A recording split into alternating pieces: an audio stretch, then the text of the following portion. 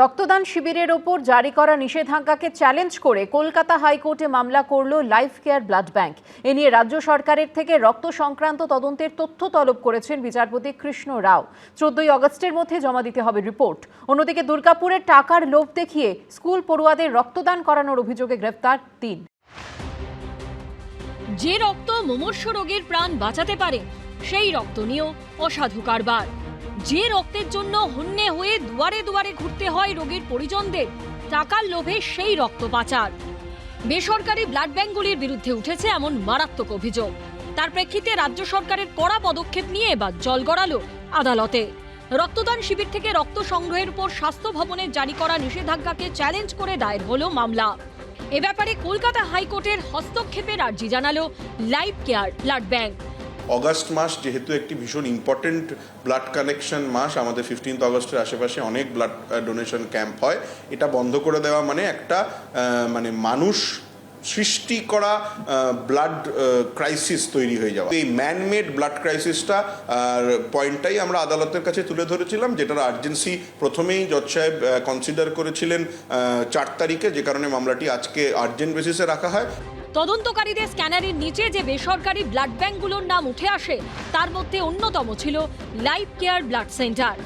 অভিযোগ ওঠে গত 6 মাসের মধ্যে অন্তত 3,500 ইউনিট লোহিত রক্তকণিকা অর্থাৎ প্যাকড রেড ব্লাড সেলস বিক্রি করা হয়েছে বিহার, উত্তরপ্রদেশ, ঝাড়খণ্ডের মতো ভিন রাজ্যের বিভিন্ন ব্লাড ব্যাংকে, অথচ দেওয়া হয়নি সেই টাকার হিসেব। এই ঘটনা তদন্তে নেমে লাইফ কেয়ার ব্লাড সেন্টার সহ 11টি ব্লাড ব্যাংকের উপর গত 1 আগস্ট থেকে নিষেধাজ্ঞা জারি করে স্বাস্থ্য ভবন। ভিন রাজ্যে রক্ত পাচার কাণ্ডের তদন্তে নজিরবিহীন পদক্ষেপ স্বাস্থ্য ভবনের। একসঙ্গে রাজ্যের 11টি ব্লাড ব্যাংকের ওপরে জারি হলো নিষেধাজ্ঞা। এই 11টি ব্লাড ব্যাংক যতক্ষণ না পর্যন্ত তদন্ত প্রক্রিয়া শেষ হচ্ছে ততক্ষণ পর্যন্ত কোনো রক্তদান শিবির থেকে রক্ত সংগ্রহ করতে পারবে না।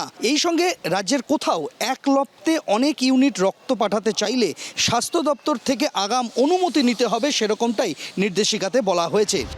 সেই নির্দেশকে চ্যালেঞ্জ করেই শুক্রবার কলকাতা হাইকোর্টে মামলা করে লাইফ কেয়ার কর্তৃপক্ষ।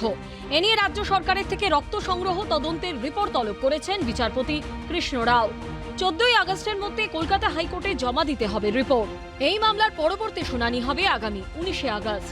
এ নিয়ে স্বাস্থ্য ভবনের তরফে জানানো হয়েছে বাইরের রক্তদান শিবির বন্ধ রাখা এবং স্বাস্থ্য দপ্তরকে না জানিয়ে রক্ত প্লাজমা অন্যত্র পাঠানো যাবে না।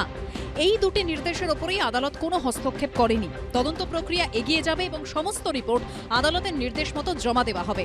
সূত্রের খবর, রক্ত পাচার কাণ্ডে স্বাস্থ্য দপ্তরের কাছে তদন্ত রিপোর্ট চেয়েছে ন্যাশনাল ব্লাড ট্রান্সফিউশন কাউন্সিল বা এনবিটিসি। অন্যদিকে এই রক্তদানকে কেন্দ্র করে পশ্চিম বর্ধমানের একটি ঘটনা ঘিরে শোরগোল পড়ে যায়। অভিযোগ ওঠে দুর্গাপুরের একটি বেসরকারি স্কুলে 3 নাবালক পড়ুয়াকে টাকার লোভ দেখিয়ে নিয়ে যাওয়া হয় স্থানীয় মিশন হাসপাতালে। সেখানে তাদের শরীর থেকে রক্ত সংগ্রহ করা হয়। রক্তদানের পর দেওয়া হয় সার্টিফিকেটও। 14-15 বছরের বাচ্চা ব্লাড দিয়েছে, প্রত্যেকটা বাচ্চাকে 300 টাকা করে দেওয়া হয়েছে। এর তদন্তে নেমে গ্রেপ্তার করা হয়েছে ওই স্কুলেরই প্রাক্তন পড়ুয়া দেবপ্রিয় চক্রবর্তীকে। যারা ব্লাড দেয় আমাকে বলেছিল যে কোনো ছেলে আনতে পারিস, তাকে খাবার দেওয়া হতো, আসা যাবার ভাড়া দেওয়া হতো, আর সাথে করে 500 কি 600 টাকা দেওয়া হতো। পাশাপাশি অন্য 2 অভিযুক্ত স্থানীয় তৃণমূল কর্মী অমিত প্রসাদ ও দুর্গাপুর মিশন হাসপাতালের বাইরের একটি দোকানের কর্মী মোহাম্মদ হাবিবুরকেও গ্রেপ্তার করে দুর্গাপুর থানা।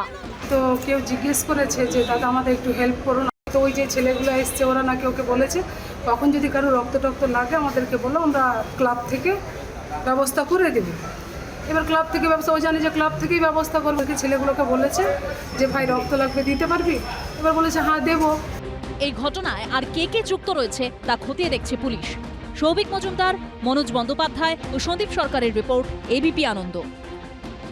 এবিপি আনন্দ, এগিয়ে থাকে, এগিয়ে রাখে।